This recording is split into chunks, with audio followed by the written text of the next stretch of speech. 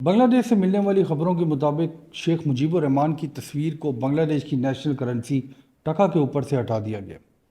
یعنی آئندہ جو ٹکے کا نوٹ ایشو کرے گی بنگلہ دیش کا اسٹیٹ بینک ایشو کرے گا، اس پہ شیخ مجیب الرحمان کی تصویر نہیں ہوا کرے گی۔ Sheikh Mujib ur Rahman founder of the nation of Bangladesh, first prime minister of Bangladesh, بہت بے دردی سے ان کو اور ان کی فیملی کو ایک ملٹری کو میں قتل کر دیا گیا تھا۔ یہ جو لیگیسی آف نیشنل لیڈرز ہے، جو کرس آف دا سب کانٹیننٹ ہے، یہ بدستور چل رہا ہے تینوں ملکوں میں، انڈیا، پاکستان، بنگلہ دیش کے اندر۔ جب یہ خبر ہم نے سنی تو ہم نے سوچا کہ یہ جو معاملہ ہے اس کی وجہ سے نیشنل لیڈرز جو ہیں تینوں ملکوں کے، کیا ان کی اپنی کسی لیگیسی کی وجہ سے، ان کے اپنے کسی قصور کی وجہ سے ان کے ناموں کو خراب کیا جاتا ہے، یا اس کا قصوروار جو ہے وہ ان کی آئندہ آنے والی نسلیں جو ان کے ناموں کو کیش کراتی ہیں، یعنی کہ ان کی اولادیں ہیں۔ شیخ مجیب الرحمان کے کیس میں شیخ حسینہ، واجد اور انڈیا اور پاکستان کے اندر بھی اسی قسم کے معاملات ہیں، اور ہم نے سوچا کہ the curse of the subcontinent politics کے اوپر تھوڑی سی بات کرتے ہیں۔ میرا نام عمران ہے اور میری سوچ میں خوش آمدید۔ بنگلہ دیش کے اندر جب شیخ حسینہ واجد کو آؤسٹ کیا گیا، جب ان کو جلا وطن ہونا پڑا، بنگلہ دیش چھوڑ کے انڈیا میں پناہ لینی پڑی، تو اس کے بعد شیخ مجیب الرحمان جو ان کے والد تھے، ان کے اسٹیچوز کو توڑا جانا شروع کر دیا گیا بنگلہ دیش میں۔ اس کے علاوہ ان کا جو نام ہے، ان کی جو لیگیسی ہے، ان کی جو کنٹریبیوشن ہے بنگلہ دیش کی انڈیپینڈنس کے اندر، اس کو تاریخ کے صفوں سے ہٹانے کی کوشش کی گئی۔ مگر اس میں کیا شیخ مجیب الرحمان کا کوئی قصور تھا جو آج 30، 40، 50 سال بعد باہر آئے؟ یا اس کی سولی وجہ یہ تھی کہ ان کی جو اولاد ہے، یعنی شیخ حسینہ واجد کی جو حکومت ہے، جنہوں نے ایکچولی شیخ مجیب الرحمان کا نام کیش کرا کے حکومت حاصل کی، لوگوں کی جو محبت تھی اپنے فاؤنڈنگ فادر سے، اس محبت کے نام کو کیش کرانے کے بعد جب انہوں نے حکومت کی تو کرپشن کے الزامات، پاور پالیٹکس کے الزامات، اپوزیشن کے خلاف کریک ڈاؤن کے الزامات، ڈکٹیٹوریل ٹینڈنسیز کے الزامات کی وجہ سے ان کے اپنے باپ کا نام جو ہے وہ برباد ہو کے رہ گیا تاریخ کے صفوں کے اندر۔ انڈیا اور پاکستان دونوں ملک اسی قسم کے قرض کا شکار ہے۔ اکثر ہم یہ سوچتے ہیں کہ انڈیا، پاکستان اور بنگلہ دیش تینوں میں کرپشن عام ہے پالیٹکس کے اندر، تو یہ جو ایک دفعہ جو پرائم منسٹر بن جاتا ہے، ایک دفعہ جب کرسی کے اوپر آ جاتا ہے، پیسے پوسے بھی وہ بنا لیتا ہے، تو یہ کیا وجہ ہوتی ہے کہ اس کی اولاد بھی کمپیل ہوتی ہے اس کے بعد جب وہ ریٹائر ہو جاتا ہے؟ ویسے تو ہمارے یہاں ریٹائرمنٹ کا کوئی کانسیپٹ ہے نہیں، مگر اس کی ریٹائرمنٹ کے بعد، جو اس کے چلے جانے کے بعد، اس کے بچے یہ کیوں چاہتے ہیں کہ وہ بھی اس اپنے باپ کی طرح حکومت کریں؟ کیا وہ اہل ہوتے ہیں اس حکومت کے، یا یہ صرف پروفٹ، پاور، پالیٹکس، انفلوئنس کی دوڑ ہے جو ان کے بچوں کے دماغوں سے نکل ہی نہیں پاتی؟ انڈیا کی بات کر لیتے ہیں، کیونکہ سملیرٹی ہے انڈیا اور بنگلہ دیش کے اندر بھی، کہ Jawahar Lal Nehru, first prime minister of India, ان کو بھی فاؤنڈنگ فادر سمجھا جاتا ہے انڈیا کا۔ ان کی بیٹی اندرا گاندھی کی جب حکومت آئی، کئی دفعہ ان کو بھی الیکٹ کیا گیا، کانگریس پارٹی نے ان کو ایز پرائم منسٹر کھڑا کیا، انڈیا کی عوام نے ان کو بھی کئی دفعہ الیکٹ کیا، مگر انہوں نے بھی جب 1970s میں ایمرجنسی لگائی، شدید کریک ڈاؤن کیا اپوزیشن کے اوپر، تو انہوں نے بھی اپنے والد صاحب کا نام مٹی میں ملا دیا۔ انہی کے دور میں، یعنی اندرا گاندھی کی زندگی کے اندر، سنجے گاندھی جو ان کے بیٹے تھے، ان کے اوپر ماروتی سزوکی کی فیکٹری لگانے کا سکینڈل بنا، بہت زیادہ کرپشن کے الزامات لگائے گئے، اور ان کی ایک پلین کریش میں ڈیتھ ہو گئی۔ اندرا گاندھی کے اسیسینیشن کے بعد راجیو گاندھی جو ان کے بیٹے تھے، وہ پرائم منسٹر بنے۔ ان کے بھی دور میں بوفور سکینڈل، جو سویڈن سے گنز لینے کا سکینڈل تھا، انڈیا نے سویڈن سے کچھ ویپنز خریدے تھے، اس کے اوپر بھی بہت زیادہ الزامات لگائے گئے کرپشن کے۔ راجیو گاندھی کو بھی سبسیکوینٹلی اسیسینیٹ کر دیا گیا۔ اب راہل گاندھی جو راجیو گاندھی صاحب کے بیٹے ہیں، جو نہرو گاندھی نیم کو کیش کرا کے دوبارہ انڈیا کا پرائم منسٹر بننا چاہتے ہیں،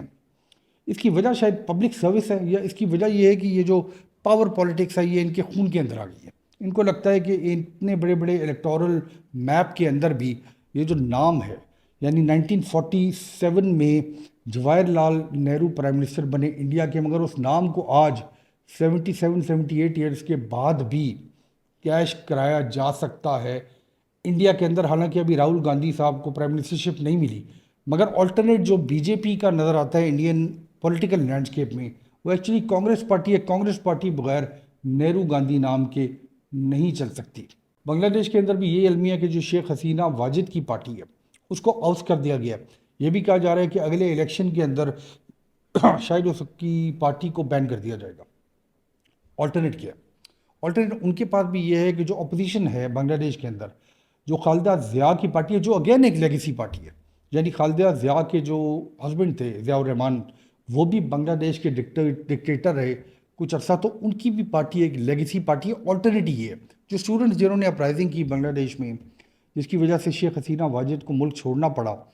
اب کہا یہ جا رہا ہے کہ انہوں نے ایک نیشنل سٹیزنز پارٹی NCP کے نام سے ایک پارٹی بنانے کی وہ کوشش کریں۔ دیکھنا یہ باقی ہے کہ جو بنگلہ دیش میں جتنی بڑی اپرائزنگ ہوئی ہے، کتنی طاقتور حکومت کو ہٹایا گیا، مگر کیا الیکٹورل میپ کے اندر، یعنی الیکشنز کے اندر جو عوام ہے بنگلہ دیش کی، ان کے دماغ کے اندر آج بھی لیگیسی نام جڑے ہوئے، یا وہ جو یہ نئی اسٹوڈنٹس کی پارٹی بن رہی ہے اس کو بھی کسی قسم کا الیکٹورل سکسیس ملے گا؟ کیا یہ جو ڈیپر نیشنل کانشیسنس ہے انڈیا کی، پاکستان کی، بنگلہ دیش کی، اس کے اندر سے ہم ان بڑے بڑے لیڈرز کا ناموں کو کبھی ہٹا بھی سکیں گے کہ نہیں؟ یعنی یہ جو سائیکل ہے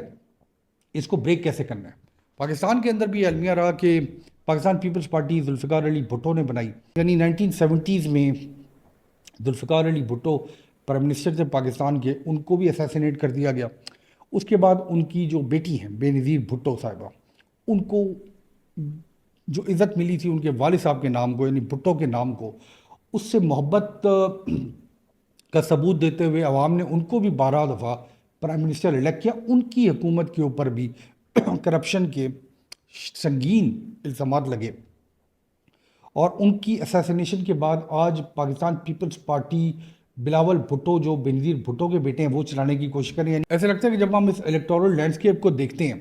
تو آپ جو مرضی کہہ لیں کہ انڈیا پاکستان بنگلہ دیش ماڈرن ملک بننے کی کوشش کریں، ماڈرن ڈیموکریسیز بننے کی کوشش کریں، حقیقت یہ ہے کہ ہم آج بھی اپنے 50 سال پرانے، 70 سال پرانے، 30 سال پرانے لیڈرز کو 12 دفعہ ووٹ دیتے جا رہے ہیں، صرف ان کے نام چینج ہو گئے۔ نواز شریف کی جگہ مریم نواز شریف آ گئی ہیں، بے نظیر بھٹو یا ذوالفقار علی بھٹو کی جگہ بلاول بھٹو آ گئے، جواہر لال نہرو، اندرا گاندھی کی جگہ راہل گاندھی آ گئے، اور شیخ حسینہ واجد اور خالدہ ضیاء آج بھی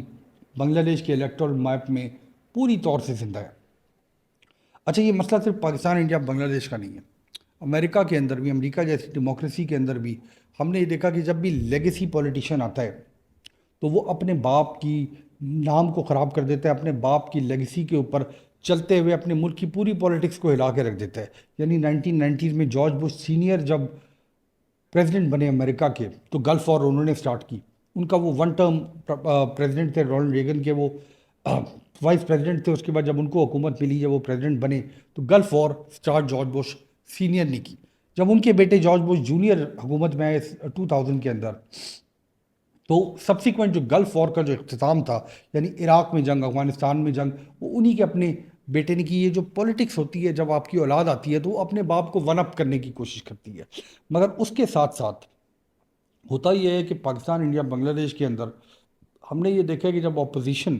یا جو اسٹیٹ کریک ڈاؤن کرتا ہے پرائم منسٹر کے اوپر، تو وہ جو نفرت ہوتی ہے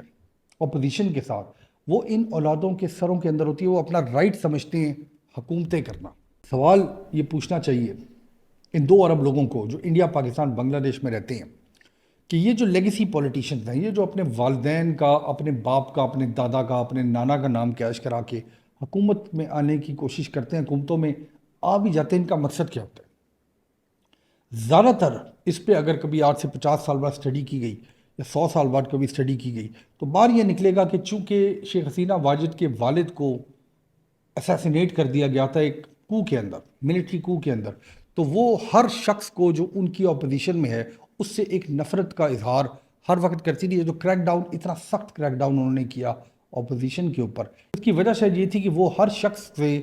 ان کو خوف تھا کہ یہ شخص جو ہے یہ مجھے یا میری فیملی کو نقصان پہنچا سکتا ہے۔ یہی پرابلم بے نظیر بھٹو کے ساتھ بھی، اور یہی پرابلم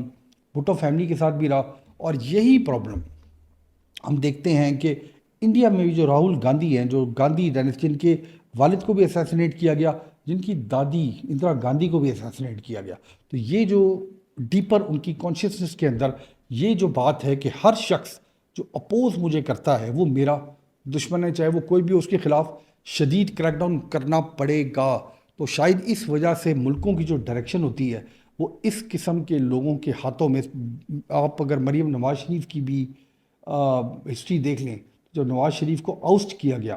حکومت سے نکالا گیا اور ان کو جلا وطن ہونا پڑا، تو یہ جو ہسٹری ہے یہ مریم نواز شریف کی بھی ذہن میں ہوگی، ان کے بھی ذہن میں یہ ہوگا کہ ہر شخص جو اپوز کرتا ہے پاکستان مسلم لیگ نواز کو وہ ایکچولی پرسنل دشمن ہے ان کا، اور اس کی وجہ سے جو کلیئر تھنکنگ ہوتی ہے ایک حکومت کو چلانے کی، اس کے اندر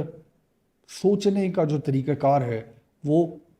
کسی اور ڈائریکشن میں جانا شروع ہو جاتا ہے، اور اس کی وجہ سے یہ جو کرپشن کے مسئلے ہیں کہ اگر ہمیں نکال دیا گیا تو اتنے پیسے جیب میں یا بینک میں موجود ہوں، باہر آف شور اکاؤنٹس میں اتنے پیسے موجود ہوں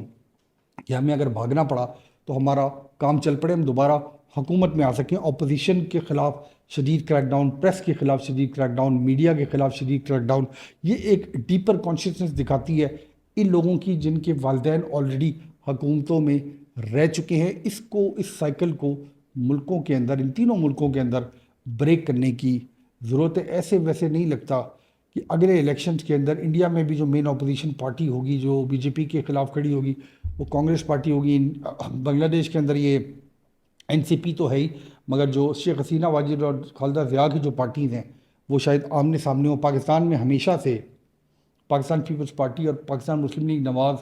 دونوں لیگیسی پارٹیز آمنے سامنے ہوتی ہیں، اور اب پی ٹی آئی ہے، مگر دیکھنا یہ ہے کہ پی ٹی آئی بھی آگے چل کے کوئی لیگیسی پارٹی نہ بن جائے۔ یہ جو ویڈیو ہم نے بنائی ہے اس کے اندر کوئی تہلکہ نہیں ہے، جو ویڈیو ہم نے بنائی ہے اس کے اندر کوئی بریکنگ نیوز نہیں ہے۔ ہم نے صرف آبزرویشن کے ذریعے آپ کو بتانے کی کوشش کی ہے کہ یہ جو بڑے لیڈرز گزرے ہیں تاریخ کے اندر سب کانٹیننٹ کے،